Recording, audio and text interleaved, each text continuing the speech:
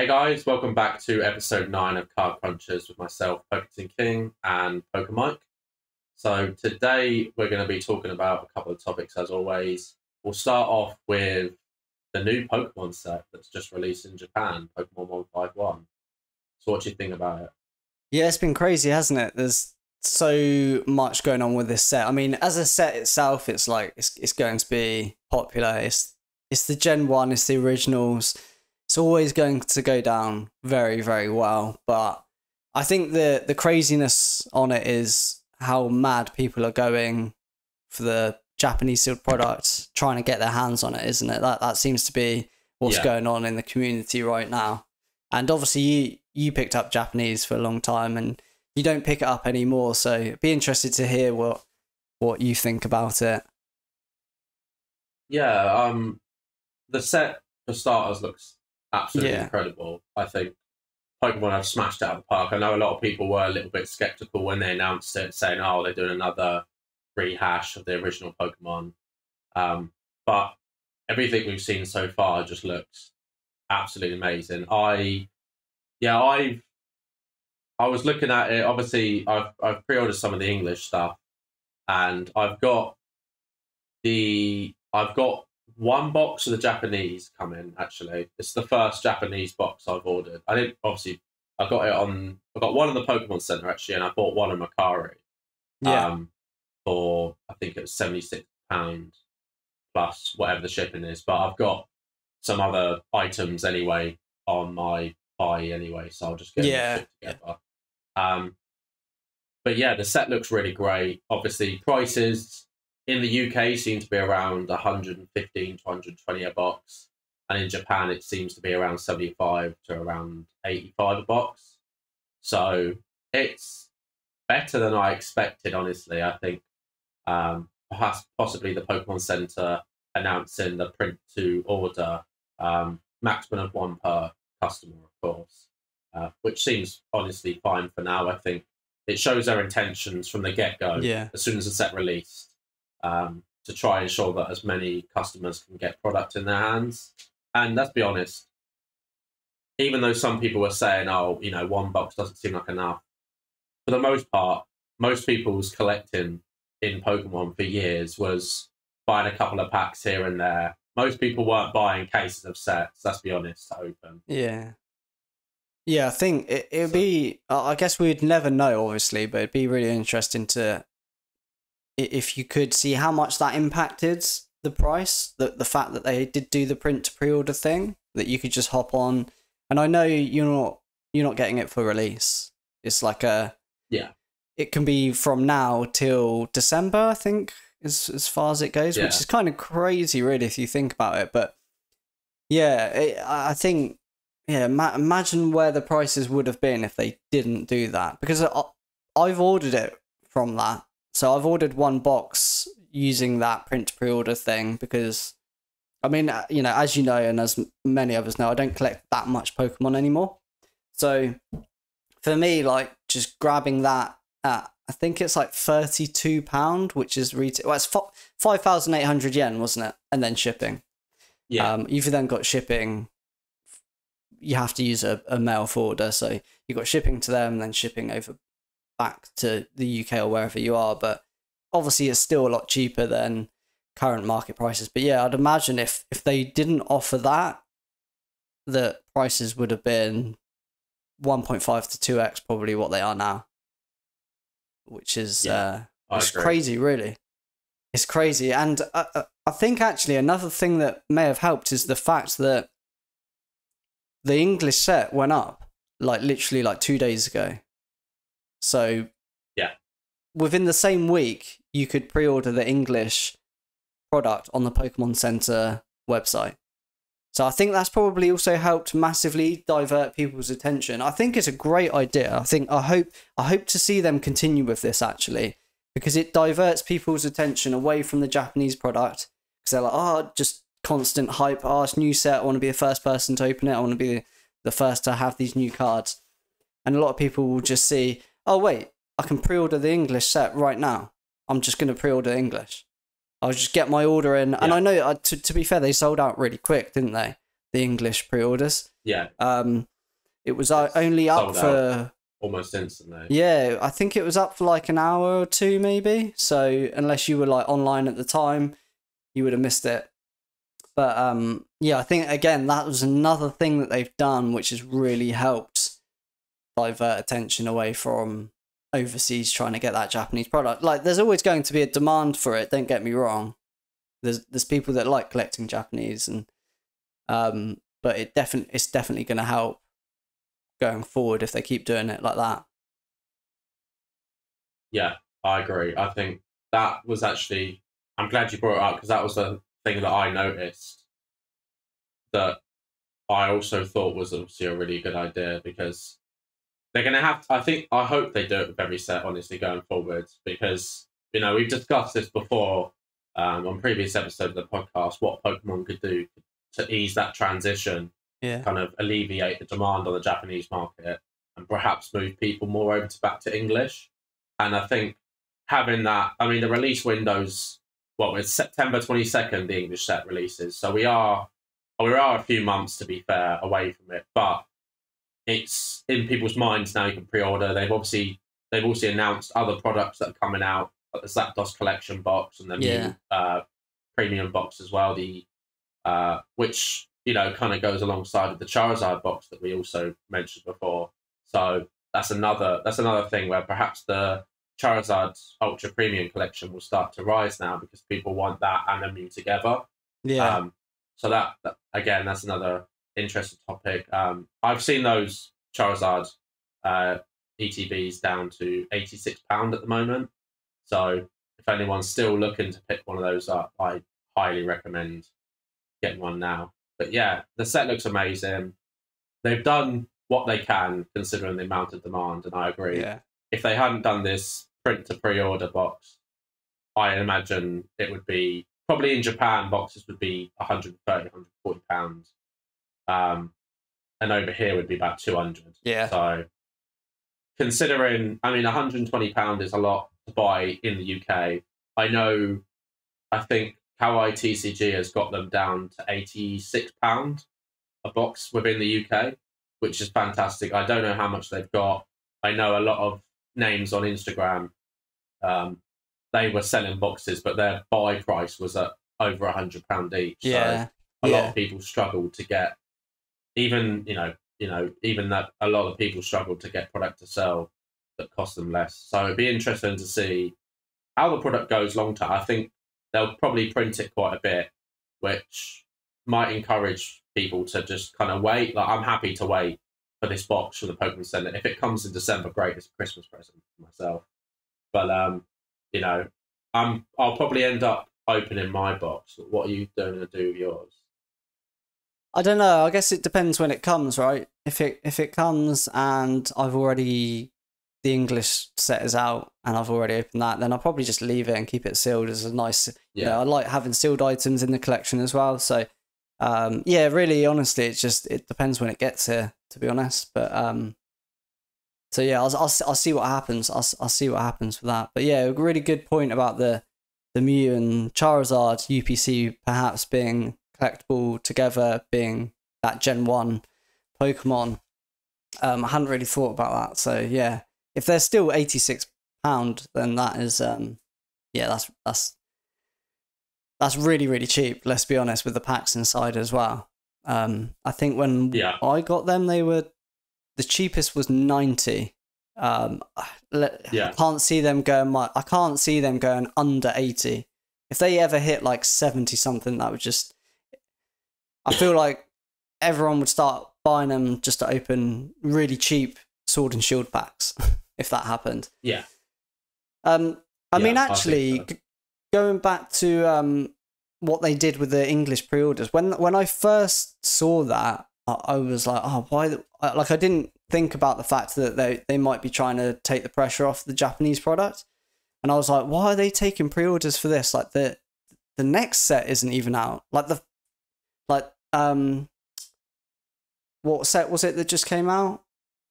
Just now that we opened? Paldea Evolve just came out. Yeah. So Paldea Evolve came out, and within 2 days or so of that, we already had obviously we've already had the information for the next set after that, and then you could already pre-order the set ahead of it. I was like, what are they doing? Yeah. Like, you know, you're just taking. It's kind of like it's going to make people skip the next set because they're looking forward even further. But now looking back at it and sort of observing it a bit more, it's like, oh, okay, I see why they're doing it now. It makes sense. It makes sense why they're putting that information and taking those pre-orders way in advance. And yeah, to be fair, props to them to doing that and the print to pre-order thing. I think that's two very good ways that they've come up with to try and alleviate all those issues with the Japanese products. Yeah, absolutely. I think we know for a while that they had to do something. Yeah. Because obviously we had the mad demand back in 2020 for English products, and obviously we're kind of seeing kind of similar things with Japan in terms of Japanese product, but I think it seems to be a bit more mad in Japan at the moment. So yeah, we'll kind of see how it goes. It'll be interesting when the English set comes out. I know the Pokemon Center will put up more pre-orders for these Pokemon Center ETBs. I think you know, they probably just wanted to see what the demand was in the first kind of initial couple of hours. But yeah, it'll be interesting to see. I'm really excited for the set. I know a lot of people are, and if you're not, you know, there's other sets that you can collect and enjoy as well. So yeah, I mean, I know actually we touched on the waifu type of Pokemon stuff that's going on in the last episode or the episode before. I can't even remember now. They all merge into one. Yeah. But like on Instagram, especially in the Instagram community, there was a lot of like WotC versus Modern. There's a lot of like WotC collectors frustrated at these Modern prices, and there's a lot of people into Modern who are like, oh, these WotC people complaining. What do you think about that situation? Yeah. Oh yeah. So I shared a reel about it anyway, taking the mic.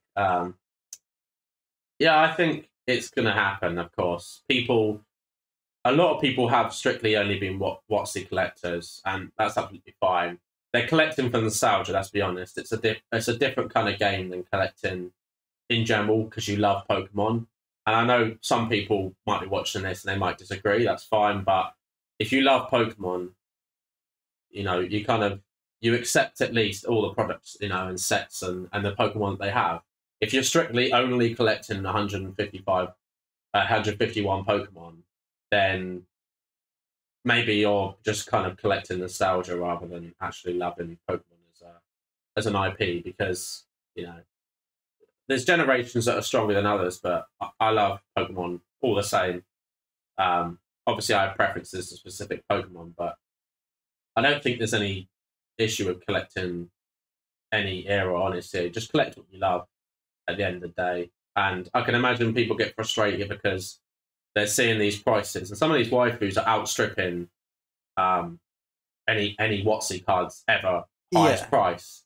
And I can see how that would be frustrating. But at the same time, are you collecting WotC because you want it to be worth $1 million in the future, or are you collecting because you enjoy it? And if you're enjoying it, then why does it matter what the price is relative to another product? Yeah, I think there's always going to be two parts to that, in the sense that there's going to be a lot of people that do it for both reasons. There's going to be a lot of people that are collecting it because they enjoy it and they love it, and that's nostalgia and it's their childhood. And then there'll be a lot of people, the same people, who also think, yeah, I'm spending a lot of money on these, but they'll probably be worth more down the line. So it's like, you know, for some people, it might be 50-50 between those two things. Other people, it might be 70-30, 90-10, in terms of it's more of an investment than connecting back to their childhood and that enjoyment. So, I think potentially maybe the problem comes from the fact there's like investing involved and there's money and value involved. I think whether that's cards, stocks or shares, I don't know, just anything, like as soon as value and money is involved, people get very emotional. And I think that's where that frustration and anger comes from, is that it's just emotional from oh, I bought these cards hoping they'd go up, but this card that came out 3 years ago that in their opinion looks rubbish, it's not even a Pokemon, it's gone up 10 times. Like, that's really annoying. So then they, you know, post about that. And then the same the other side, like, once you see that a lot, it also gets quite annoying. So then you end up posting like, oh, all these WotC collectors moaning, like, just give it a rest, like, enjoy it, you know. And perhaps, I don't know, actually, perhaps some of that comes from the fact WotC's dropped as well. Like, let's be honest, since the last year or two, WotC's dropped like quite a bit from post Logan Paul, from that like 10x increase, you know, then came down 50%. So perhaps some of those people were involved back then, bought really high, lost value. They thought they'd hold it and continue collecting anyway, and it still hasn't, you know, gained any more value. But then they're seeing these modern cards, and it's like, and just fuming about it. But I think it's just Pokemon, isn't it? It's just trading cards. There's trends. There's always trends. Like, I think I remember seeing someone post just asking like what the deal is, like, why are these popular and why are they going up so much? And I think I replied like, there's no logic to it really. It's just Pokemon trends. Like, sometimes it's Prime cards and the Prime cards were shooting up. Now it's Lily cards and Lily cards are shooting up. In a year's time, it would be another card or another product. And it's just the typical hype train that people try and jump on as early as possible to get in those like 10x value in a couple of weeks. And I think the problem is the more it happens, the more people look for it and the more people jump on and the more hype that then gets generated. So I'm sure you've noticed, as you can see now, I see a lot of people posting, like, almost speculating on the next Lily card or the next full art trainer. And I've seen people post images of like a reverse holo that was like, oh, this is like a reverse holo Lily. A week ago it was £4, now it's £60. Or just that speculation on like what the next card might be that takes off and trying to get in early. And yeah, I think the more it happens, the more people look for that next thing, the more people get involved in trying to find the next hype to get on that 10x train. And but I mean, realistically, you're guessing, and if you just for me it comes back to just collecting what you love, and then you don't really care either way unless you're overextending massively with money and value. Yeah, that's all it is, really. I think, you know, from what I see anyway, if I've bought a lot of things that I've collected and invested in a lot of things that haven't got over time. I mean, during the whole WotC hype, I didn't have WotC. I was watching everyone going, oh, my base set charge worth, you know, I could buy a house now, I could do this, I could do that, sell this, it's worth money. And I was looking at my collection and I was like, well, none of this is really going up. But instead of being upset with WotC, because let's be honest, you know, there was a reason why it went up, not only just the Logan Paul hype, but a lot of these, especially these first edition cards, the populations are very low. Even if you've got a card that's population of 1,000, for a card that's, you know, over 20 years old, that so many people were kind of exposed to, it's not a high pop at all. No. So, I mean, what I did was I just doubled down on what I was collecting. Yeah. You know, at the end of the day, if right now WotC's dropped, Gold Stars are dropped, EXs are dropped, all that tells me is, why aren't you buying more?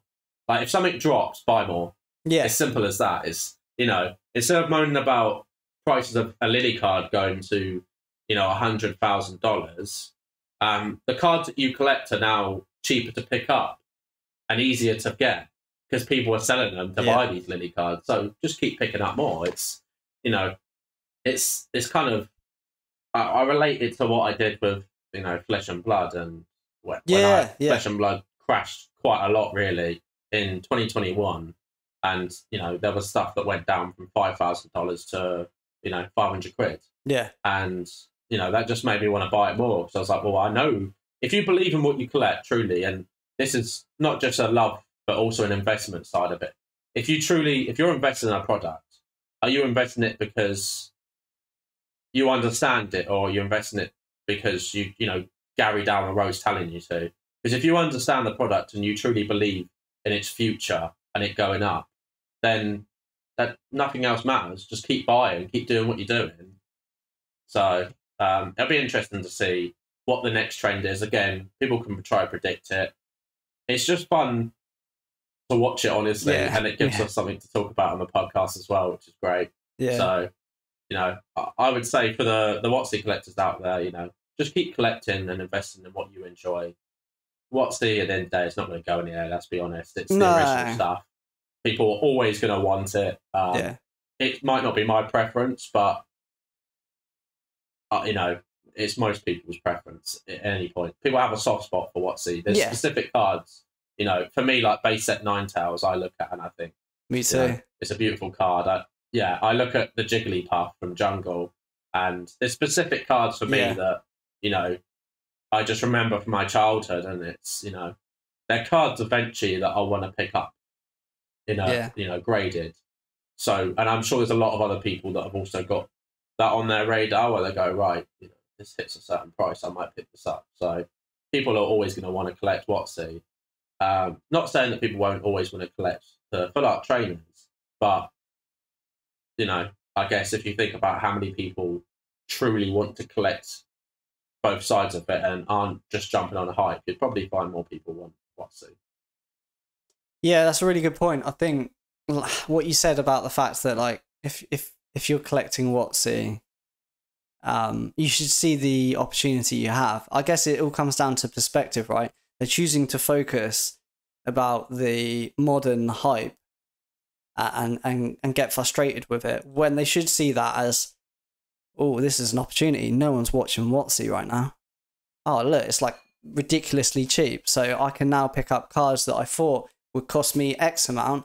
I'm getting them at a 75% discount right now. Like, if that's truly what you enjoy collecting, see the opportunity, not the negative that, oh, like, why didn't WotC go up? Or you know what I mean? Like, yeah, it's a really good point in terms of how people are deciding to look at things, because you did that with Flesh and Blood, and even like you said with the WotC boom in 2020 and 2021, you were just still minding your own business, collecting what you love, and weren't following just what everyone else was doing. Perhaps the only reason why people don't do that is buying something that's gone down in value. I know you find this easy. I know I can do this easily as well, but for most people, I think that's something that they struggle with. There's kind of like a weird emotion involved when, if something's dropping and you're buying it, it feels wrong. Like, it purely investment speak, like investment talk. Like, if you were buying some stocks and shares as they were dropping, most people aren't doing that. But that technically is the better thing to do.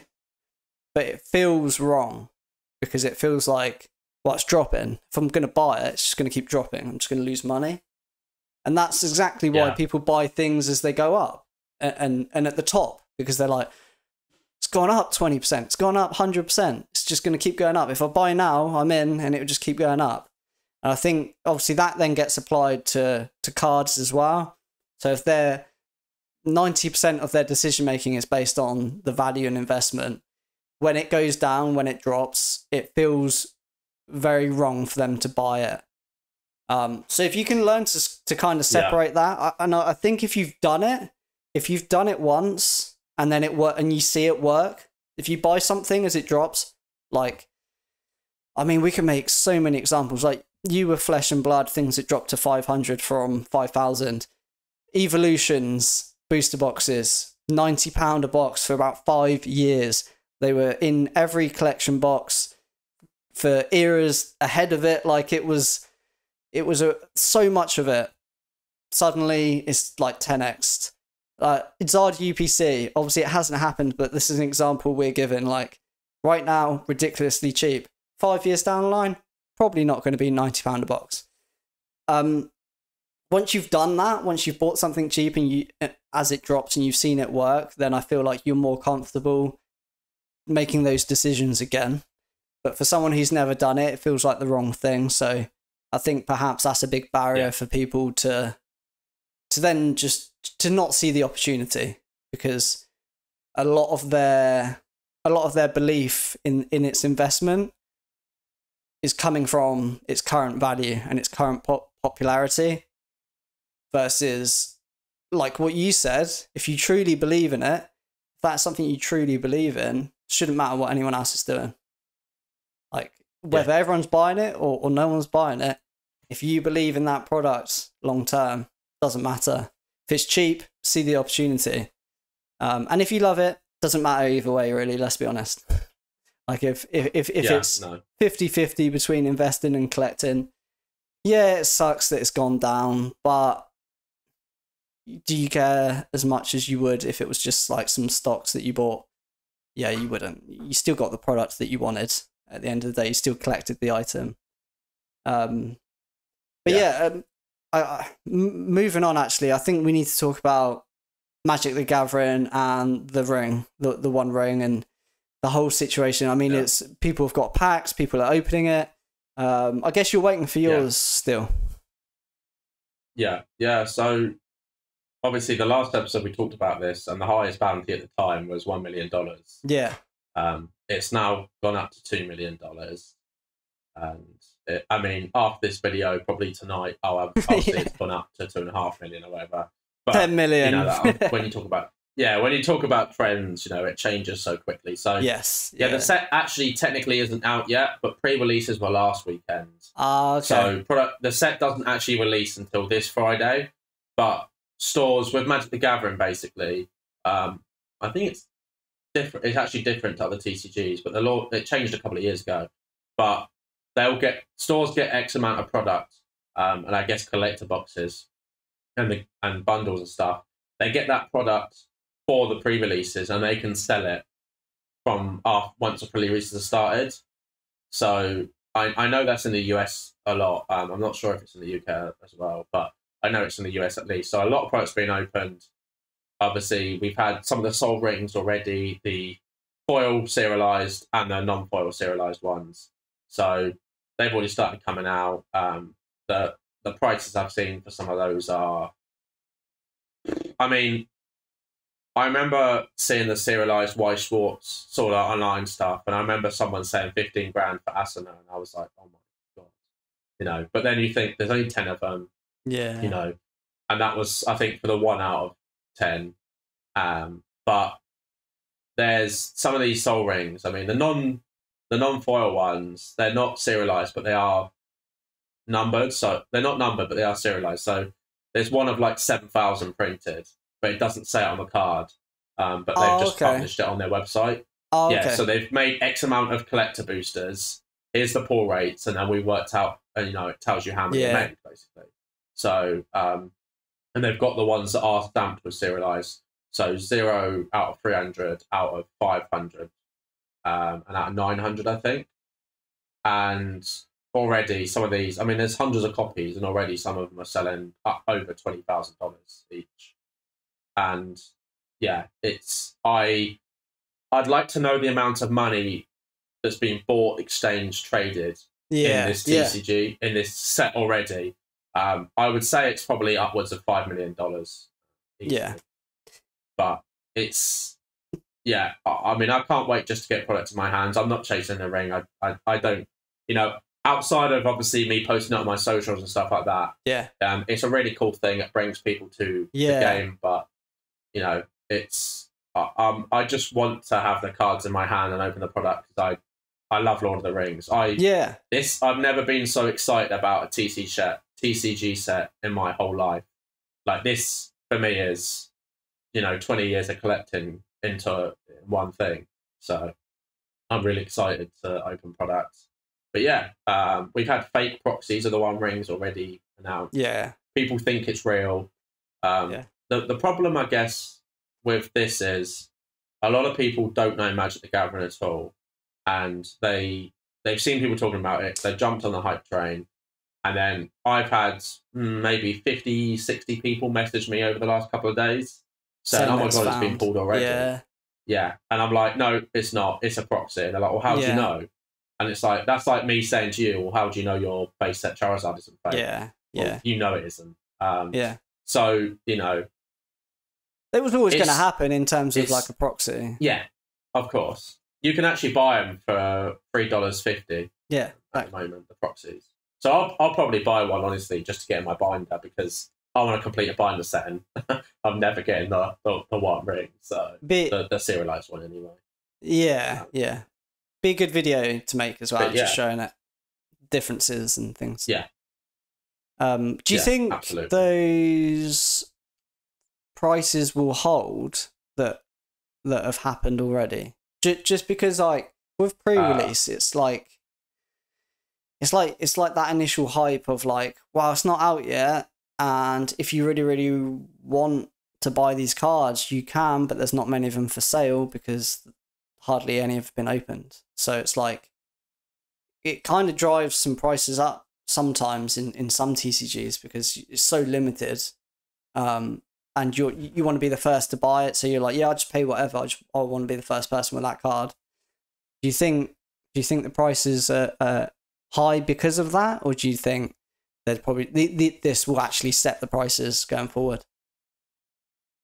Yeah, I did actually have this conversation so I'm going to relate this to Magic the Gathering's recent sets. So every set for the last couple of sets, they've had serialized cards in them, and they've sold for pretty good prices. Some of them are sold $5,000 upwards, and there is literally hundreds of them. Some of the sets have had like 8 different ones, and there's 500 of each one, and they've held their prices pretty well now, and that's 3 to 6 months on. So I think this year they'll hold their price, most of them. I think the ones that are like 1 out of X amount, 69 out of, because people, to pick up the mean numbers. The Elven ring specifically, like the 3 out of 300, obviously there was 3 Elven rings. So the ones that have significance will hold value and continue to going up. But I think a lot of them, especially the human rings, so you've got the Elven, the Dwarven, and the human. I think the human ones, because there's more of them, I think there's 900 of them, I don't think they'll hold their value medium term. I think there's definitely, if I could have a 10-year graph here right now in front of you all, I would say right now we're going up here, and I think we're probably going to drop a little bit medium term. And I think long term, I mean, you just have to look at some of the Facebook groups for Lord of the Rings collectors outside of Magic the Gathering. And they're dropping the average Weta Studios, Weta Display models. Some of them cost like $10,000 each, and people are like, "Oh, I'll get 6, 7 of those a year." So if you take it out of a TCG product, ignore that it's a card game product. Yeah, you've got these die-hard Lord of the Rings fans that are spending so much money. They'll go around the country. They'll get these cards signed, by all the voice actors from the movies. Not the voice actors, but the actual actors, So they'll get these cards signed. I think the fact that it's Magic the Gathering, the fact that it's a Lord of the Rings set, and the fact that it's Lord of the Rings outside of it being just a TCG, a lot of these cards will hold their value long term. But I would imagine some prices will drop for some of them that aren't as rare, to be honest. Yeah, that's a really good point. But it's not like a Lord of the Rings have made their own TCG. It's you've got these two. I mean, similar to Waifus, but like that's every set, right? Every set has to be a collab between IPs. But with Magic the Gathering, that's not the case. It's their own TCG, right?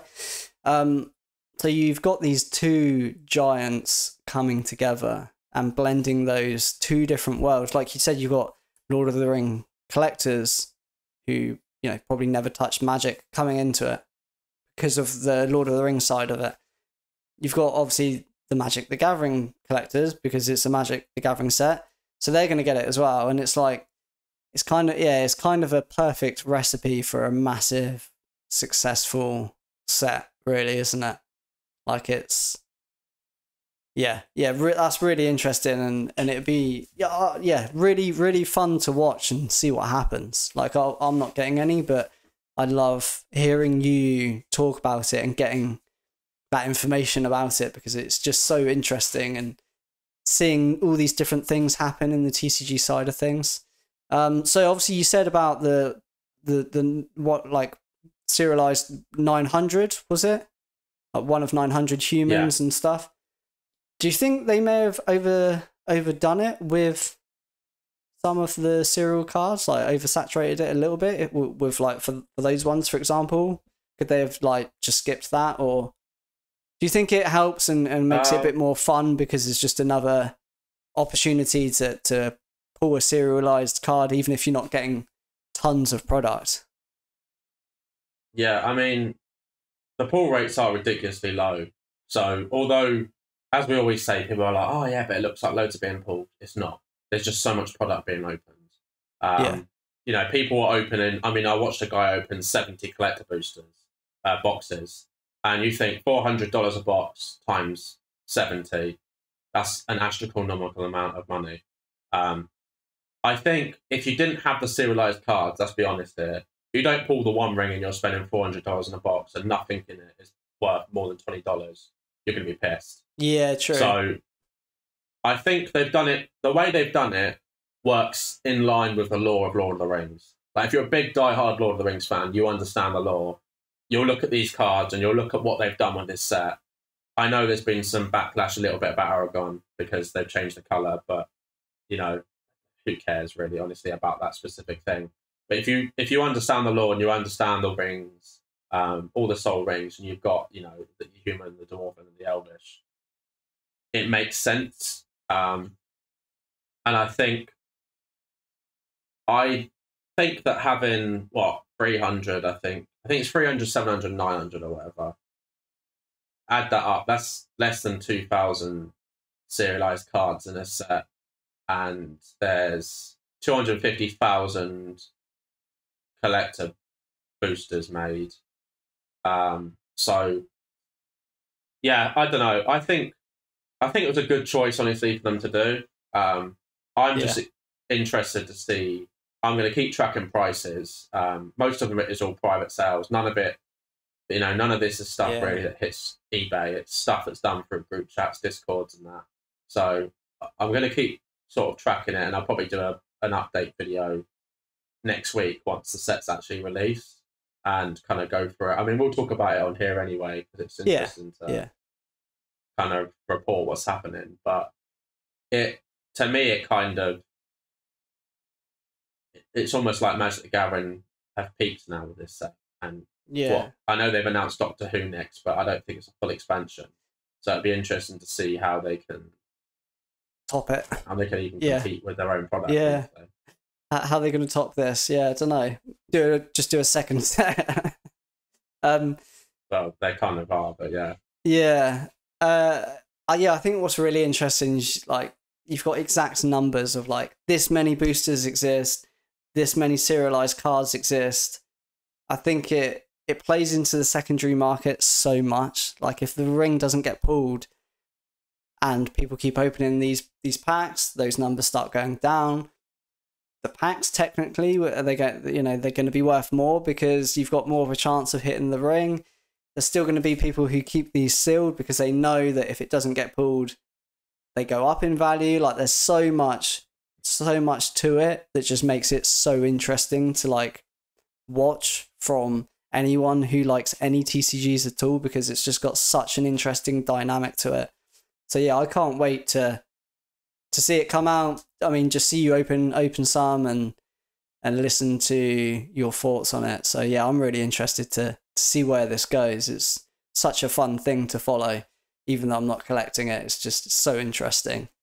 Yeah, I think we're probably done for today, aren't we? Unless there's anything else you need to wanted to go over? I think that was pretty much it. I think, there's when you've got Pokemon and this Magic the Gathering set pretty much kind of trumping everything, to be honest. Yeah. But yeah, it's good. I mean, in 6 months' time, we'll probably be talking. People might have forgot about this Lord of the Rings set, obviously. Yeah. Who knows? And there'll be something. Maybe they'll do a Marvel set, kind of like Weiss has done. That would be interesting to see. But yeah, that's it, I think, for today. Yeah, thank you very much for watching. If you got to this point, we are on Spotify as well. I always forget to mention this because just assume. I mean, you may be listening to this on Spotify anyway, but it's on YouTube and it's on Spotify. It's on both of our channels. Both of our links are always in the description if you're not already subscribed to us both. And there's also ways to support us with Jamie's Patreon and my Waifus store. So if you can do that, that'd be amazing as well. And yeah, just thanks for watching. Thanks for coming to listen to us talk. And we will see you guys in the next episode. Bye.